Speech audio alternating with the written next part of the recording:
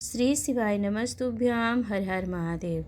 आइए जानते हैं आज की वीडियो में हम रवि पुष्य अमृत योग जब रविवार का दिन पड़ता है और उस दिन नक्षत्र जो होता है रवि पुष्य नक्षत्र होता है, उसे ही रवि पुष्य योग कहते हैं। 27 नक्षत्रों में जो होता है पुष्य नक्षत्र सबसे प्रभावशाली और बहुत शुभ होता है। यह 8वें नंबर का नक्षत्र होता है जिसकी महिमा और महत्व हमारे शास्त्रों में वर्णन किए गए हैं। तो यदि महिलाएं इस दिन अपने बच्चों की उत्तम विद्या प्राप्ति और उनकी प्रबलता प्रखरता के लिए उन्हें कुछ उपाय करवाती हैं, कब रवि पुष्य योग में, तो निश्चित ही उनकी तरक्की होती है और बच्चा कभी हारता नहीं है, आगे ही बढ़ता है। ऐसे पूज्य गुरुदेव अपनी कथाओं में वर्णन करते हैं। तो हम रवि पुष्य योग जो कि पढ़ने वाला है उसी उपाय के बारे में जानेंगे। साथ ही एक उपाय बोर से संबंधित, अर्थात जिस भूमि को आपने लिया है और जल निकालने के लिए आप उसमें बोर भूमि का खनन कराना चाहते हैं, परंतु आपको पता नहीं है कि जल कहाँ किस स्थान पर निकलेगा, उसके लिए आपको शिव पंचायत का पूजन रवि पुष्य नक्षत्र पर करके उपाय करना चाहिए, जिससे जल निश्चित ही निकलता है। तो यह 2 उपाय आपको रवि पुष्य अमृत योग में बच्चों की उत्तम विद्या प्राप्ति के लिए, साथ में किसी भी भूमि में बोर कराने के लिए अवश्य करना चाहिए, क्योंकि यह बहुत ही शुभ और संयोगवश नक्षत्र प्राप्त होता है। जब पुष्य का योग रविवार के दिन, अर्थात जब यह नक्षत्र रविवार के दिन पड़ता है तो रवि पुष्य योग या रवि पुष्य नक्षत्र पड़ता है, या फिर यह गुरुवार के दिन पड़ता है। सबसे शुभ जो होता है रवि और गुरु होता है। गुरु पुष्य योग जो होता है वह सर्वश्रेष्ठ माना गया है। तो इस शुभ और सफल कार्यों की प्राप्ति के लिए आपको रवि पुष्य अमृत योग पर यह उपाय अपने बच्चों के लिए अवश्य करना चाहिए और उसका लाभ पूरा का पूरा प्राप्त कर सकते हैं। आइए जानते हैं हम अपने उपाय को, जो कि इस प्रकार है। मान लीजिए कि आपका कोई बच्चा है, पढ़ाई करता है, छोटा है, बड़ा है, जैसा भी है, तो आप क्या करेंगे, जब रविवार के दिन का रवि पुष्य योग या रवि पुष्य नक्षत्र पड़ता है उस दिन आपको स्क्रीन पर दिख रहा है एक पान का पत्ता ले लीजिए। आप सामग्री नोट करिएगा उपाय को करने के लिए। आपको एक पान का पत्ता ले लेना है, थोड़ा सा चंदन, 5 बेलपत्र और 3 समी पत्र ले लेना है।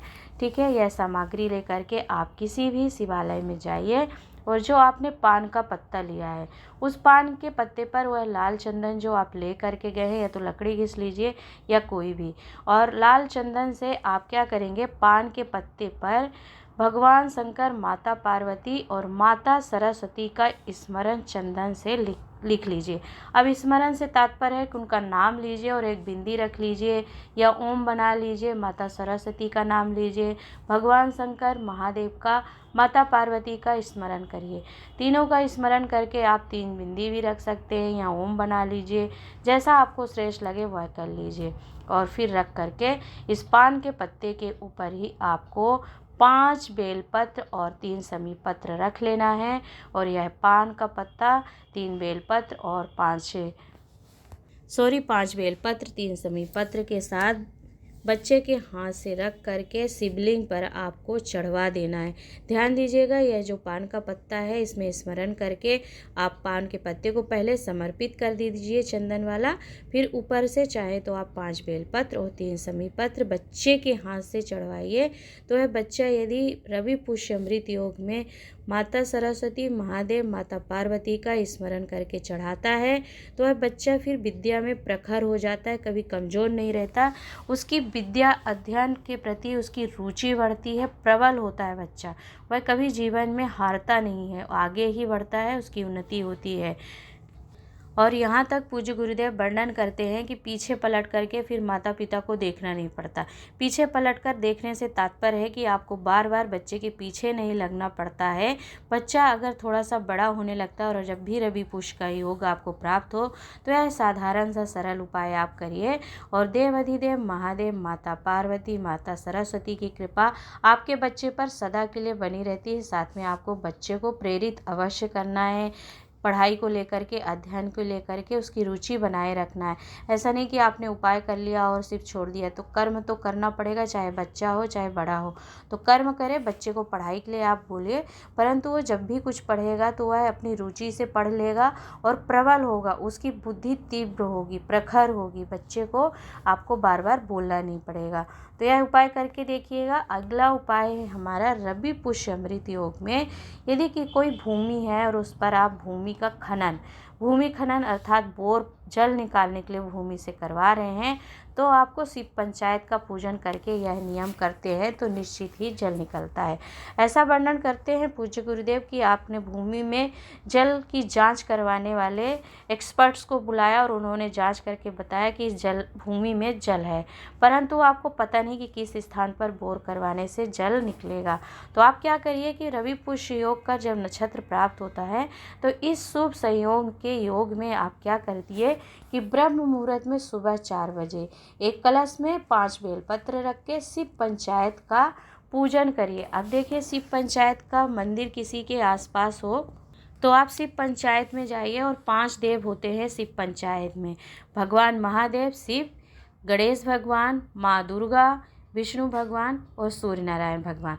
यह शिव पंचायत के 5 देवता होते हैं। जहाँ उनकी अदालत में, उनकी पंचायत में कोई भी कार्य, कोई भी कामना पहुंच जाती है तो फिर उसे पूर्ण कराने का दायित्व इन 5 देवों पर होती है। बुद्धि के देवता हमारे श्री गणेश भगवान, आदि शक्ति माँ दुर्गा और संसार के पालन करता श्री विष्णु भगवान और देवाधिदेव महादेव जो आदिकाल महाकाल हैं, तो वह निश्चित ही कामना को पूर्ण करते हैं। तो बोर में कराने के लिए, बोर से जल निकलवाने के लिए आप क्या करेंगे कि 1 लोटा जल रवि पुष्य नक्षत्र योग में शिवलिंग पर समर्पित करिए और उस जल को झेल लीजिए और जिस स्थान पर, जिस भूमि में आपको जल निकलवाना है उस स्थान पर यह 5 बेलपत्र ले जा करके शिव पंचायत के 5 देवता का नाम लेकर के रख दीजिए 5 बेलपत्र, और उसी स्थान पर थोड़ा सा एक कलश में जल भरकर रख दीजिए इन 5 देव का नाम लेकर के। और फिर आप बोर करवाते हैं तो उस स्थान पर जल निकलता ही है, चाहे कैसा भी जल का माँ गंगा कितने ही नीचे स्तर पर क्यों ना हो, परंतु जल उस गड्ढे में, उस बोर में आता ही है। ध्यान रखना है आपको कि जब आप 1 लोटा जल समर्पित करके शिवलिंग पर उस भूमि में रखेंगे, उस जल का सिंचन करेंगे, छींटा मारेंगे जिस स्थान पर, उसी स्थान पर आपको 5 बेलपत्र भी रखनी है और उसी स्थान पर जहां आपने बेलपत्र रखी उसी स्थान पर गड्ढा खुदवाएंगे और श्री जलेश्वर महादेव का नाम स्मरण करेंगे। तो फिर जलेश्वर महादेव जल को खींच करके लाते हैं और आपने जो बोर करवाया है उसमें जल निकलता ही है। बस ध्यान रखना है, श्री जलेश्वर महादेव का नाम स्मरण करके आपको बोर करवाना है उस भूमि में और शिव पंचायत के 5 देव का नाम लेकर के आपको वह जल समर्पित करनी है और बेलपत्र रखनी है। तो आशा करती हूँ कि रवि पुष्य योग नक्षत्र जो होता है, योग कह लीजिए, नक्षत्र कह लीजिए, जब यह नक्षत्र ऐसे शुभ योग पर रविवार का दिन हो और गुरु का दिन हो, ऐसे योग पर पड़ता है यह नक्षत्र, तो यह बहुत शुभ योग बनता है। तो इस योग का संपूर्ण लाभ प्राप्त करिए। और 2 उपाय आपको बच्चों की विद्या प्राप्ति के लिए, जब कभी हर माह में एक रवि पुष्य दिनों के अनुसार पड़ता, कभी रविवार के दिन पड़ जाता, कभी गुरुवार, कभी मंगल, कभी शुक्र, मतलब 7 दिनों में किसी भी दिन यह नक्षत्र पड़ता है वह योग बनता है। तो जब यह रविवार के दिन पड़ता है तो रवि पुष्य योग बनता है, जब यह मंगलवार के दिन पड़ता है तो मंगल पुष्य योग बनता है, जब यह गुरुवार के दिन पड़ता है तो गुरु पुष्य योग, ऐसे दिनों के अनुसार योग बनते हैं। तो इन 2 योगों का महत्व है रवि पुष्य योग का, यह उपाय आप करिएगा। वीडियो आपके लिए थोड़ी भी उपयोगी लाभप्रद रही है तो प्लीज़ शेयर कीजिएगा। उपायों को लेकर किसी भी प्रकार का मन में आपके कोई संशय हो तो पूछ लीजिएगा, हम उसे बताने का प्रयास करेंगे। आज के लिए इतना ही, मिलूंगी एक नए उपाय, नई जानकारी के साथ। तब तक के लिए हर हर महादेव।